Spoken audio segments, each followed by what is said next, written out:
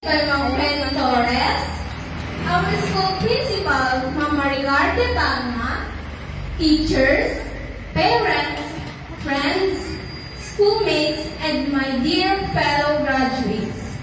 Ladies and gentlemen, a pleasant afternoon. Today is our most awaited day for all of us because we have just ended an episode in our lives, our elementary school life. Graduation marks the end of yet another extraordinary chapter in our lives. With this chapter closed, I am certain that many of us are already anxious about starting the next one. Because unlike an English book, we cannot skip through the pages of life to see how long the next chapter is going to be. We all have our own book of life that has not yet been written, and every day that passes is another page we write in ourselves. Luckily, as a Lumonian graduate, we have been given all of the paper and ink we need to write our own stories. And with the love and support of our families, teachers, principal, friends, and my dear fellow graduates, our stories will become bestsellers. Now, I could simply say that we are empowered and productive students that could face new challenges. I believe that we are now equipped of all the things we need based on the experiences and trainings we have undergone from our alma mater.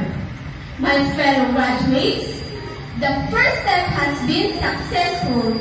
The journey is long and laden with thorns, but our accomplishments in this book are very rewarding. Our patience and dedication each of us has shown throughout our 6 years in the elementary.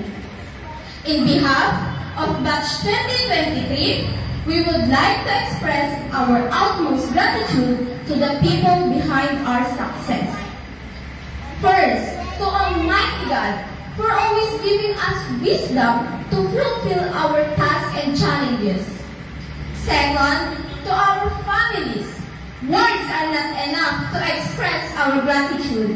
You are always with us, not only during the highest of our highs, but more importantly, during the lowest of our lows.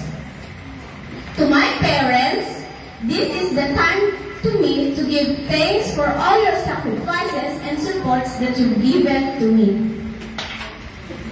Ma, Pa, maraming salamat po sa inyo. Sa mga sakripisyo at pagmamahal ninyo sa akin na walang kapantay. Kahit pagod na kayo, hindi nyo iniisip yun. Dahil ang nasa isip nyo lamang ay kung paano o ano ang mga maganda at makabubuti para sa amin, lalong-lalo na para sa akin.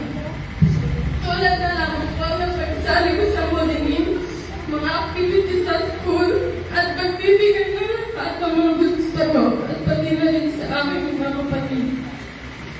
I know, mga